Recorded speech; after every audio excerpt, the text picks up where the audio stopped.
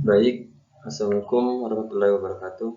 Perkenalkan, nama saya Fadil Tahir, NIM 2022213 reguler 4. Baik, saya akan membahas tentang peran data dan statistik perencanaan pembangunan daerah. Baik, kita masuk di slide pertama. Perencanaan data dalam perencanaan pembangunan daerah. Baik, di sini ada pengertian data. Data berasal dari kata bentuk jama yaitu datum atau bahasa Latin yang memiliki arti sesuatu yang diberikan, sedangkan menurut istilah data berarti merupakan sekumpulan informasi atau ketentangan yang didapatkan dari kegiatan pengamatan informasi yang terkandung dalam data, yaitu bisa berupa angka, lambang, simbol, ataupun sifat. Pengertian data menurut para ahli. Menurut ahli Kristanto, mengartikan data sebagai suatu fakta. Kemudian dijelaskan pula bahwa fakta disebut didapat dari suatu objek tertentu yang dapat mengurangi tingkat ketidakpastian terhadap suatu keadaan ataupun kejadian. Menurut ahli Zulkifli AM, menyatakan bahwa suatu bukti atas kejadian ataupun sebuah keterangan yang masih mentah atau belum diolah sehingga belum dapat menghasilkan sebuah informasi yang jelas. Menurut ahli Anhar menyatakan bahwa data dalam bahasa Inggris yaitu the take home assumed, yang artinya bahwa data adalah suatu yang dianggap atau diketahui. Bagian B, dasar hukum data perencanaan pembangunan daerah. Menurut Undang-Undang Undang-Undang Nomor 25 Tahun 2004 tentang Sistem Perencanaan Pembangunan Nasional, pada pasal 31, data adalah keterangan objektif tentang suatu fakta, baik dalam bentuk kuantitatif maupun gambar visual yang diperoleh baik melalui observasi langsung maupun dari sudah terkumpul dalam bentuk catatan ataupun berkat penyimpanan lainnya. Hal ini berarti data yang diperoleh haruslah berupa fakta, bukan hasil meliputi ataupun rekayasa. Adapun Undang-Undang Nomor 23 Tahun 2014 Pasal 274 yang berbunyi, perencanaan pembangunan daerah didasarkan pada data dan informasi yang dikelola dalam sistem informasi pembangunan daerah. Pasal 391, pemerintah daerah wajib menyediakan informasi pemerintahan daerah atau informasi pembangunan dan keuangan daerah yang dikelola dalam suatu sistem informasi.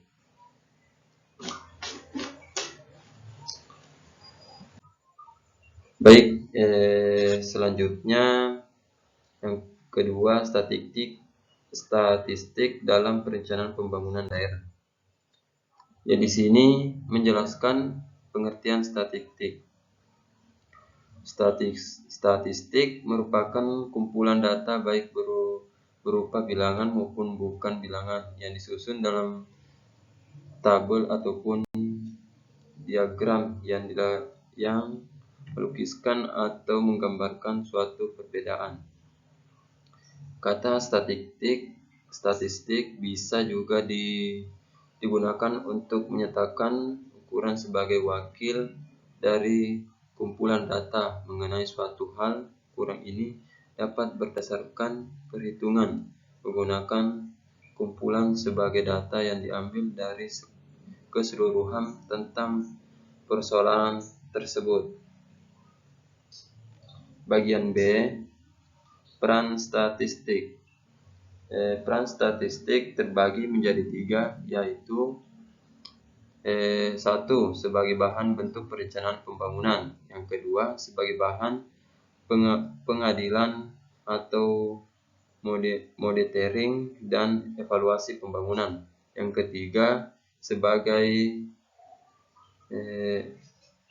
early warning system atau disingkat EWS. Bagian C,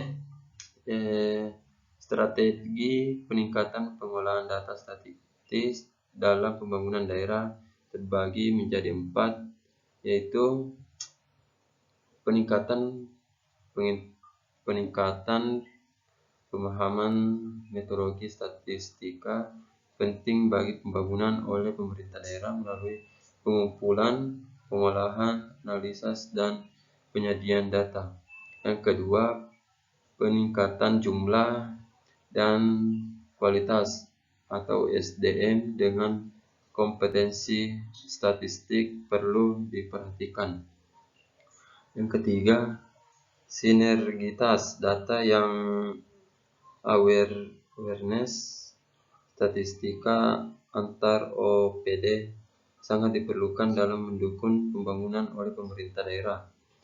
Sistem yang keempat, sistem data yang terintegrasi segera diwujudkan untuk mendukung pembangunan oleh pemerintah daerah. Ada fungsi data statistik dalam perencanaan pembangunan daerah.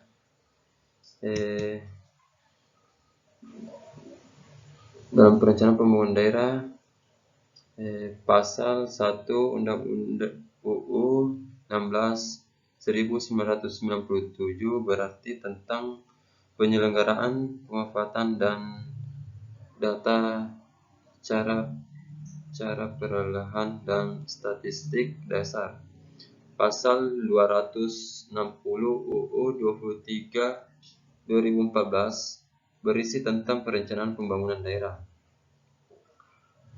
Pasal 12 UU 16 1997 berisi tentang penyelenggaraan atau pemanfaatan dan tata cara perolahan data.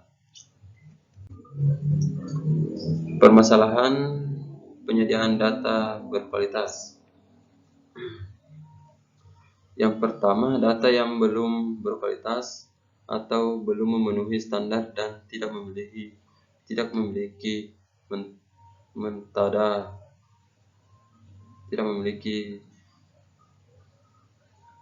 Yang kedua, sistem database sektoral yang belum terpadu. Yang ketiga, belum seragamnya kode referensi atau data induk. Yang keempat, data yang sulit diakses dan tidak terintegrasi. Yang kelima, ketidakjelasan unik pengolahan data. Yang keenam, keterbatasan sumber daya manusia pengolahan data. Sekian, Assalamualaikum warahmatullahi wabarakatuh.